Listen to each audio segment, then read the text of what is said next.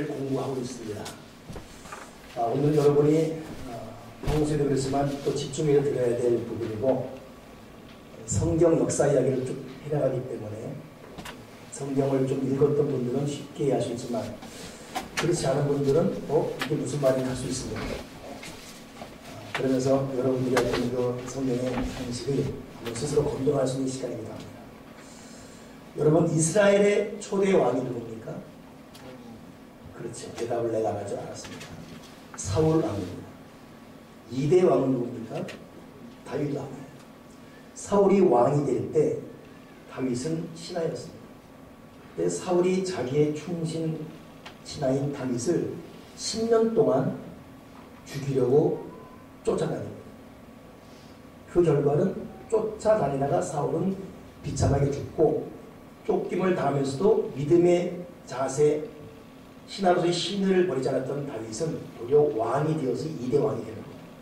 여러분, 이것이 인생이 주는 하나님의 귀한 깨달음입니다. 우리 살아가면서 누군가를 죽이려고 쫓아다니다가 인생 거부하지 맙시다. 쫓김 받을지언정 쫓지 말고, 매를 맞을지언정 때리지 맙시다. 뺏길지언정 빼앗은 것으로 만족하는 삶이 되서는 안 되지요. 왜냐하면 우리의 모든 인생을 보고 계신 하나님이 계시기 때문입니다.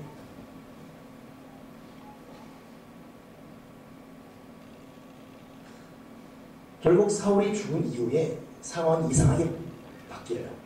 사울 왕에게는 아브넬이라는 장군이 있었습니다. 유명한 장군. 다윗에게는 요압이라는 장군이 있었어요. 오늘 그 이야기가 본문에 나옵니다. 자기의 상전 왕들이 서로 대결 구도를 하니까 저절로 이 아브넬과 요압도 대결 구도가 되었지요.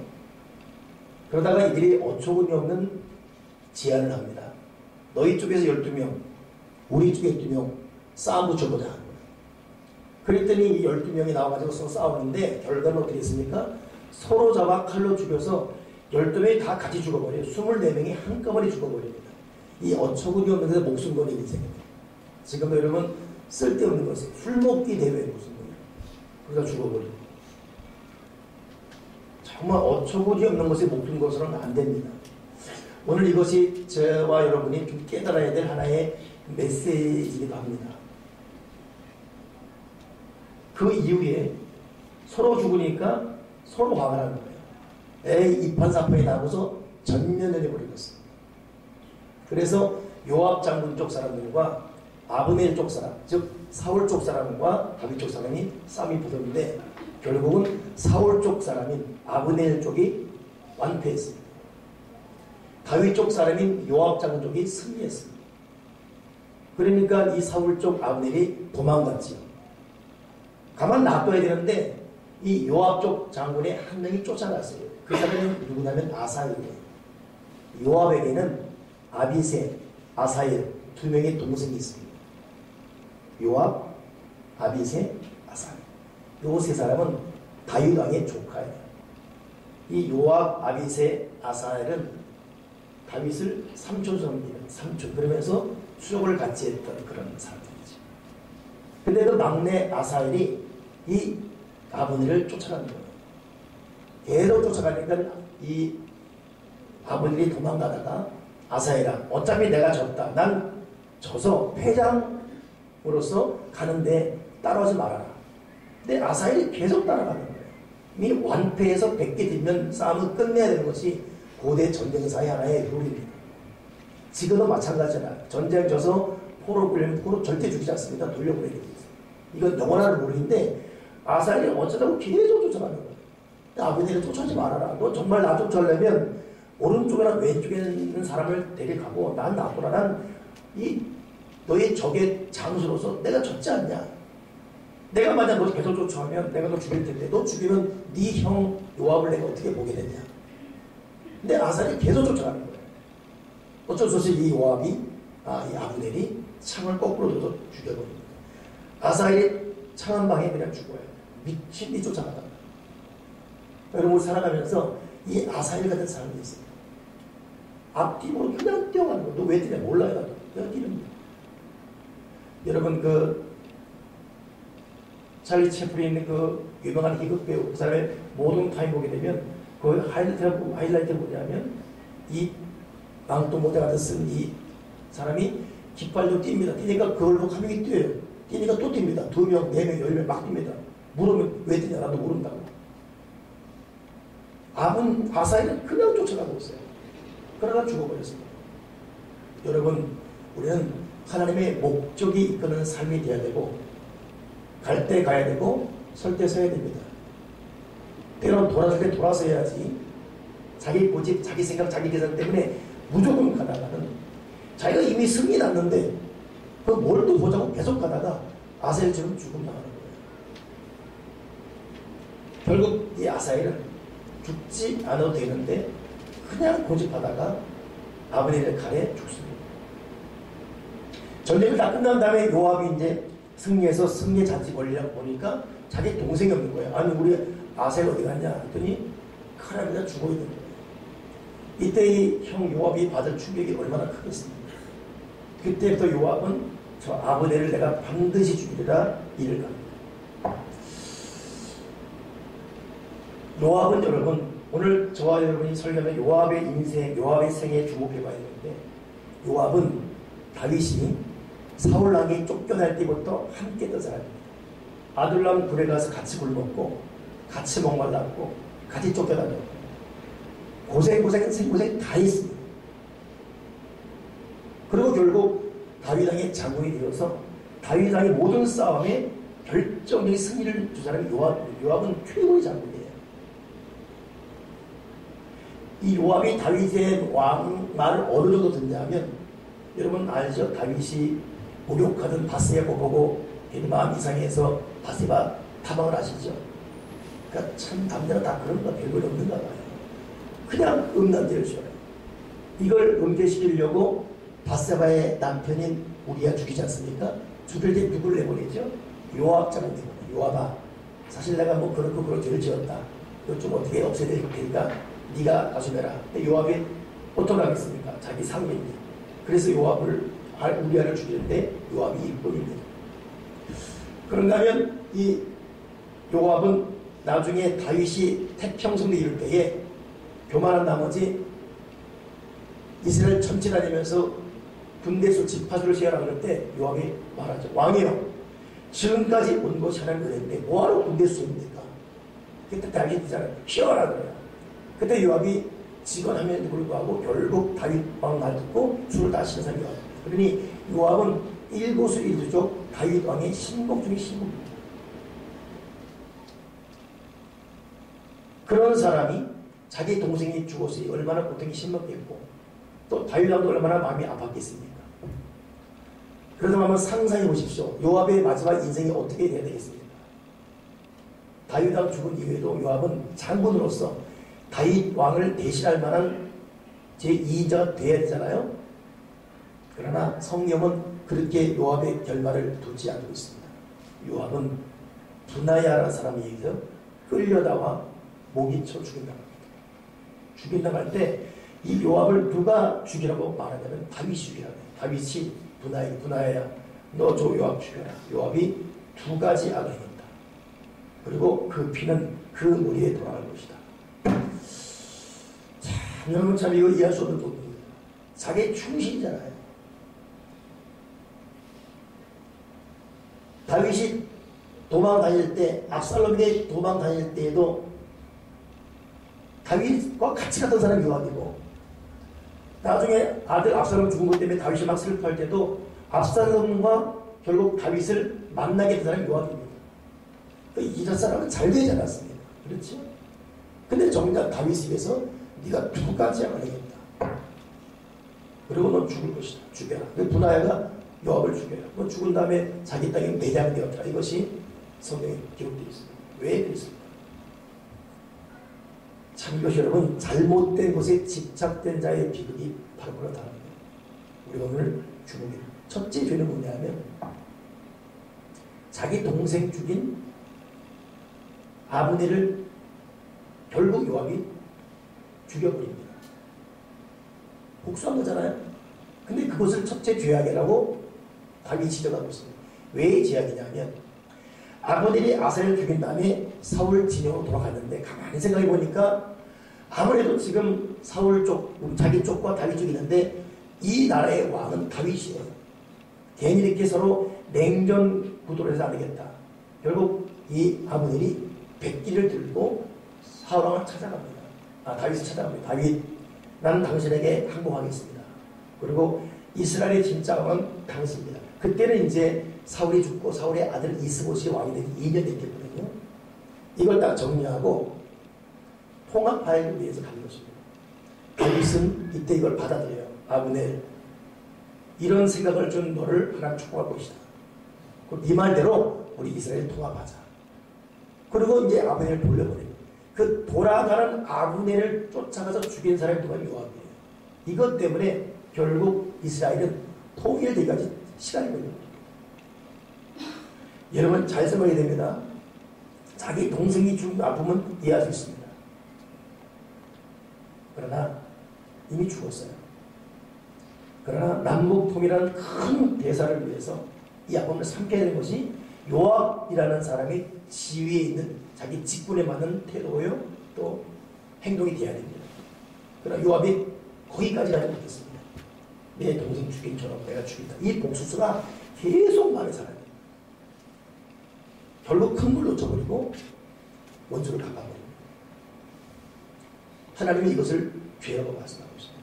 이것 때문에 통일이 결국 물고 끝나고 대개 가정까지는 또 피름의 전쟁이 또 시작되는 것입니다. 여러분 우리는 살아가면서 혹시 내가 당한 상처, 섭섭함, 서운함, 속상함 나한테 그렇게 말할 수가 있어? 내가 자기도 어떻게 했는데 이런 이 감정을 계속 갖고 있다가 결국 이 감정의 종이 되어서 어쩌고저쩌고 행동까지 가는 요압 같은 행동이 있자는 걸 돌아봐야 돼요. 우리는 잊을 것 잊고 덮을 것 덮고 미래 지향으로 나아가야지 과거를 그냥 콕 안고서는 절대 더 훌륭한 삶을 살 수가 없습니다. 오늘 저와 여러분 가슴에는 어떤 응어리가 있습니다. 어떤 섭섭함이 있고 어떤 배신감이 있고 어떤 당연한 상처가 계속 이 속에 곰시고 있습니다. 좋아하는 건 나도밖에 없습니다. 품고 있는 나도 고통이고 그 대상인 사람에게도 고통입니다. 어제는 신방 가정 대신방을 하는데 간절히 기도를 하는데 하나님의 사랑은 우리와 차원이 달라요. 우리는 조건적 사랑입니다. 이르기 위해 사랑합니다. 근데 하나님은 우리가 미워하는 그 사람도 사랑하고 있고 우리가 탐탁지 않게 하는 그 사람의 행동도 그냥 사랑하고 전적인 사랑이에요. 그 사랑은 우리가 너무 만나볼 수 없는 그 사랑. 차원이 달라요. 근데 그렇게 기도하는 과정 가운데 들려지는 마음의 음성은 그럼에도 불구하고 그렇기 때문에 그 사랑을 바라봐야 되고 그 사랑을 묵상해야 되고 그 사랑을 따라가야 된다. 요압에게 만약 그 마음이 있었다면 자기 동생을 죽인 마음은 괴로웠고 고통이었지만 결국 더 큰 나라의 평화를 위해서 결국 그 사람을 품에 안으면서 동생의 죽음을 더 가지게 할 수 있었는데 이는 이 눈의 눈 이것 때문에 똑같은 사람이 되고 말고 이 복수하는 것 때문에 자기도 비참하게 죽고 마는 것입니다. 여러분 원수가 보면 하나님께 있습니다. 주님 그랬지 않습니까? 오리 가자면 심리 가거라. 겉옷 달라면 속옷도 주어라. 오리감치 왼뼈도 돌려내거라. 이것이 신앙인의 삶의 자세입니다. 하나님 아버지가 우리의 모든 언행입사 일일이 따지고 든다면 우리는 못 견딥니다. 하나님은 하나님의 거룩한 사랑과 주의 보혈로 우리를 다 덮어버리십니다. 아멘이십니까? 오늘 덮어줬기 때문에 지금 우리 여기 있습니다. 우리 여러분 회개해야 돼요. 이 앙심, 이 섭섭한 마음, 그냥 꼴보기 싫어하는 마음, 말하기 싫어하는 마음, 부딪히기 싫어하는 마음, 이거 다 회개해야 돼요. 오늘 우리는 하나님께 무궁무진한 사랑을 받은 사람으로서 오늘 모든 이에게 해방을 선포하기 바랍니다. 이스라엘 성경 구약 역사에 정말 위대한 것이 희년입니다. 희년은 뭐냐면 안식일 6일 만에 그 다음 날이죠. 6일 정도 7일째 안식일 안식일 다음이 안식년이에요. 안식년 7번의 희년입니다. 희년 때는 아무리 많은 빚이 있어도 다 돌려줘야 돼요. 무조건. 노예로 살았다 다 돌려줘야 돼요. 이유 없습니다. 하나님은 희년 정시도 우리를 보고 있어요. 하나님의 용서, 회복은 한도 끝도 없습니다. 우리가 하나님을 아버지로 부른 자로서 그 희년 정신으로 내 남편을, 내 아내를, 시댁과 친정을, 내 친구를, 이웃을, 교우들을 바라보기 바랍니다. 이 속에 관용과 사랑과 자비를 품지 않으면 하나님 그에게 더 큰 은혜를 줄 수 없습니다. 긍휼을 베풀지 않으면 긍휼 없는 심판입니다. 그러나 긍휼을 베풀면 무궁무진한 사랑의 은혜가 우리를 감는 줄 믿습니다.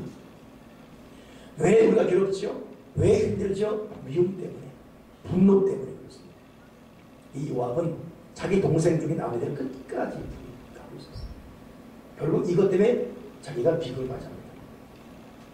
두 번째 요압의 죄가 뭐냐면 압살롬이 다윗의 아들이잖아요. 반란을 일으켜서 아버지가 쫓겨납니다. 참 비참하지 않습니까? 결국 하나님의 은혜로 다윗은 돌아오고 반란을 일으킨 그 피르나 압살롬은, 여러분 압살롬이 어떻게 죽지요? 예, 참 하나님께 악을 행한 자의 죽음은 비참합니다. 머리털이 많았어요. 그 전쟁에 진 다음에 도망가다가 상수염에 머리가 걸려요. 말은 가고 대롱에 달려 있습니다. 이걸 죽인 사람이 누구냐면 요압이에요. 다윗이 죽이지 말라 그랬거든요. 살려달라고 죽여버립니다. 죄를 없습니다. 난 그거 원래 참 위로가 됩니다. 머리가 없는 게 또 낫겠다. 걸리면 쑥 지나가는데 걸리면. 근데 그렇게 압살롬 죽은 다음에 다윗이 돌아와서 왕권을 회복하는데 그때 연이어 반란 일으킨 자가 누구냐면 세바입니다. 세바가 압살롬 죽은 이후에 다시 다윗이 왕이 되니까 이게 싫은 거예요. 이 세바는 사울 쪽 사람이거든요. 절대 다윗이 왕이 못된다. 반란이 일으켜요. 이때 다윗이 압살롬을 아들을 믿고 있었는데 이게 반란이 일으켜서 아버지가 도망가는 처참한 비극을 맛보니까 그 다음은 정신 바짝 들어가지고 조금만 반란이 일으키면 초기 진압을 해버려요. 그래서 세바가 반란이 일으킬 때 진압 장군으로 누구를 보내냐면 요압과 아마샤라는 군대 장관을 보냅니다. 요압, 아마샤 가서 저 반란을 일으킨 세바를 잡아야 돼요. 그러니까 이 아마샤와 요압이 작전을 가서 이쪽 편 저쪽 편 와서 이 세바를 딱 공격합니다. 근데 가는 도중에 요압이 아마샤 장관 보자고요. 아마샤가 장군 왜요? 그때 얘기하는 척하면서 이 요압이 아마샤를 찔러 죽입니다. 아마샤 그대로 죽어버려요. 그리고 결국 이 요압은 혼자 가서 세바를 죽입니다. 죽일 때 여인의 도움받아 죽이게 되죠. 그리고 돌아오는 거예요. 이건 아닌 거예요. 왜 죽였냐면 세바가 진압하고 다윗이 왕이 되면 명실상부하게 다윗의 다음에 이기자는 요압인데 아마샤가 이걸 견제할 만한 실력이 되는 거예요. 권력을 나눠먹게 돼요. 이것을 이 못마땅하게 생각한 것입니다.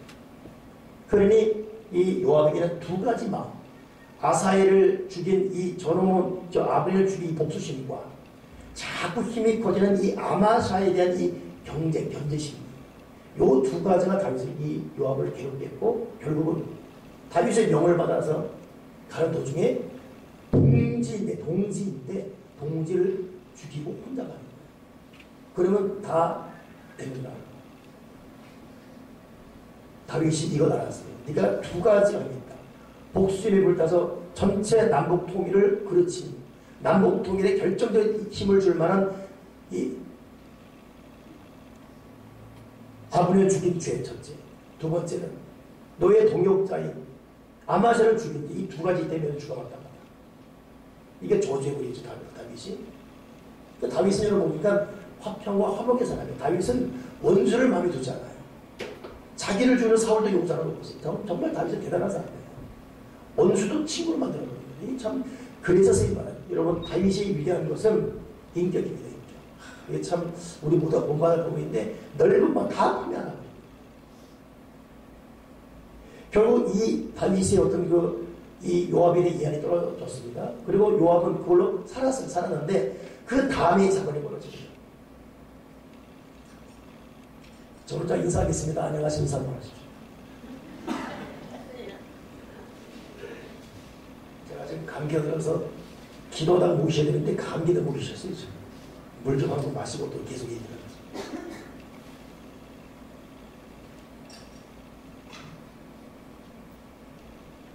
다윗이 나이 들어서 왕이 됐는데, 왕으로도 많이 나이 들었는데, 나이가 들어서 여러분 이불을 덮어도 따뜻하지 않고, 그러다 보니까 여인의 도움이 필요했어요. 그때 그 다윗의 예쁜 부인이 된 사람이 누굽니까?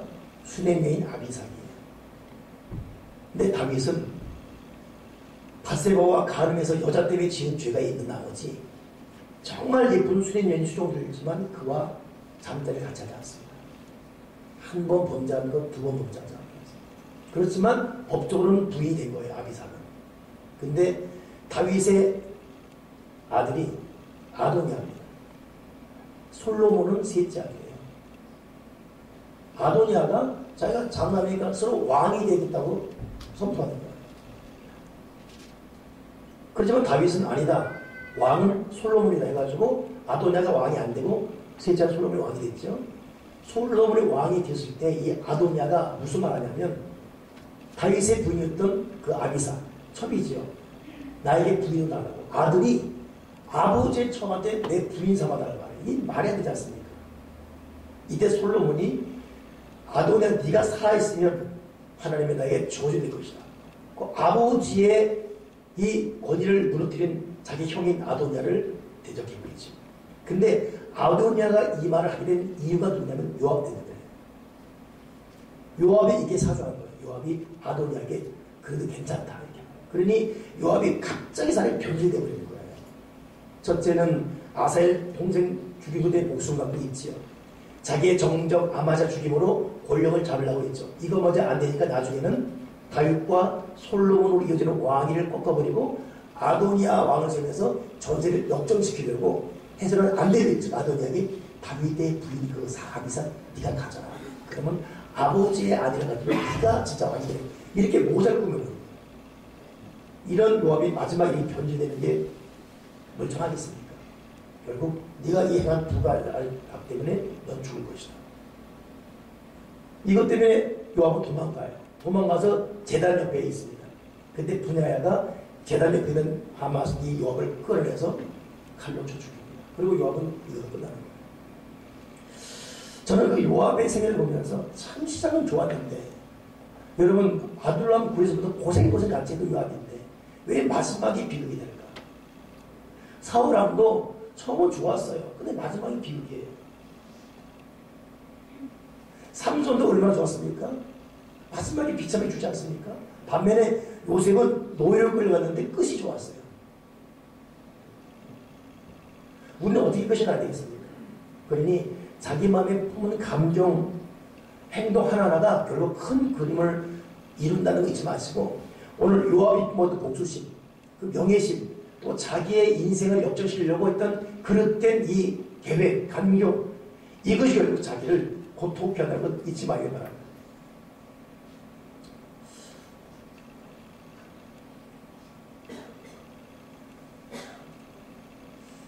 사소한 것에 목숨 걸지 말라는 책, 그 리차드 컬슨의 책이 보니까 그런 거 나와요. 불안감과 불안단함과 침묵이십시오. 생각의 눈덩이가 끝없이 커지는 걸 주의하십시오. 다른 사람 말할 때 말 잘하지 마시고 나의 장례식을 미리 생각하며 오늘 살면서 말, 감정, 생각을 잘 조절해 보십시오. 그리고 모든 삶을 사랑으로 가득 채우며 오늘을 살아간다면 그런 사람의 미래를 결코 하나님은 외면하지 않을 것이다. 그러니까 사소한 것에 목숨을 걸지 말라. 여러분 10년 전에 나온 책인데 참 이거 읽을수록 굉장히 감동되는 그런 내용입니다. 우리는 지금 사소한 어떤 감정, 별볼 없는 그것에 목숨 거는 삶을 살고 있잖아요. 요압은 훌륭한 사람인데 이 사소한 감정 때문에 결국 큰 고통을 겪었어요. 이용규라는 사람, 이 사람이 그 2005년에 쓴 내려오는 책이 있습니다. 이 사람 이용규 씨는 서울대 동양사학과 나오고 같은 대학원 나오고 하버드에서 박사학위 받은 엘리트 중에 엘리트지요. 근데 갑자기 이 사람 마음에는 인간의 모든 편안의 기득권 내려놓고 하늘로부터 치워지는 평안의 진정한 특권을 깨닫고 누리기 위해서는 내려놓는 것이 유익이다. 이걸 깨닫고 다 내려놓고 몽골 선교사로 가게 되지. 그래서 거기서 느꼈던 이 모든 것을 일일이 책으로 쓴 것이 내려놓음의 책이에요. 그 책에 보게 되면 가장 좋은 곳을 붙들기 위해서는 내려놓는다. 하나님의 때를 기다리며 미래의 계획을 내려놓고 텅 빈 물질 창고까지 내려놓고 생명과 안전과 염려까지 내려놓고 결과를 예상하는 경험과 지식도 내려놓고 죄와 판단의 짐도 내려놓고 명예와 인정받기만 할 욕구도 내려놓고 이 사역을 통해 맺을 열매도 내려놓고 우리보다 앞서가시는 하나님만을 바라보라 이것입니다. 저는 그 책을 읽으면서 참 어떨 때는 막 전율을 읽었어요. 염려도 내려놓아라. 결과들을 다 내려놓아라. 내려놓는 만큼이 없습니다. 우리가 내려놓을 때 하나님은 비로소 움직인다. 우리가 내려놓을 때 하나님은 움직이십니다.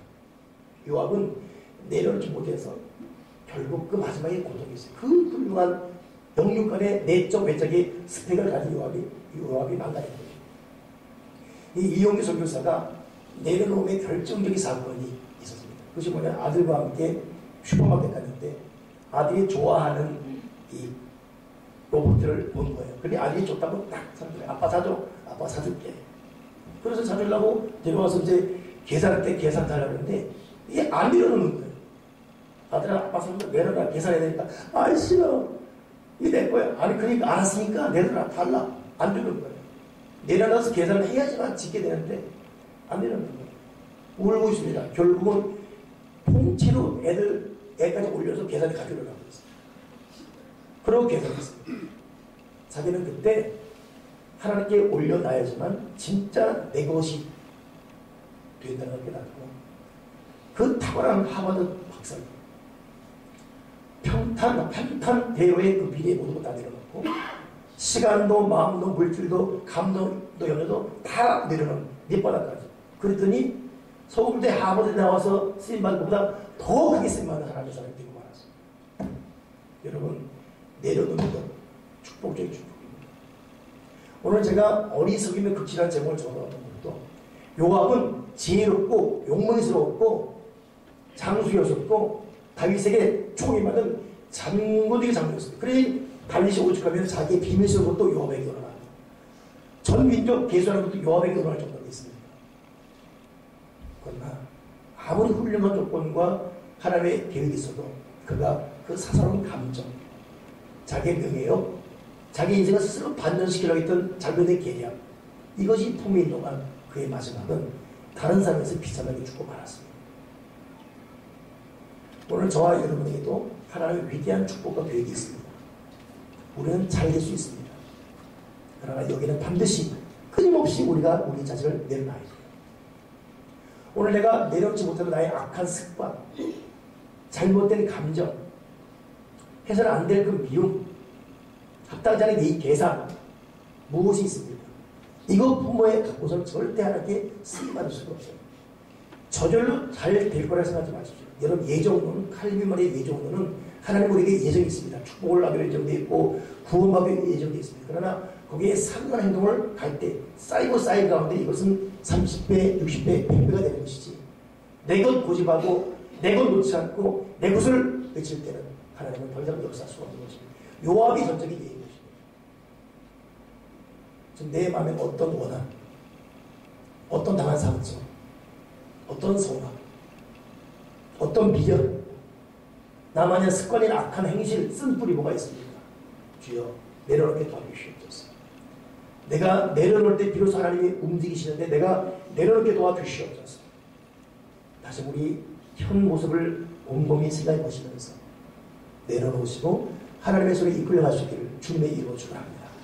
기도하겠습니다. 하나님 아버지, 우리의 생각과 감정과 나의 하루하루 삶은 무언가에 이끌려가고 있고 무언가에 사로잡혀 있습니다.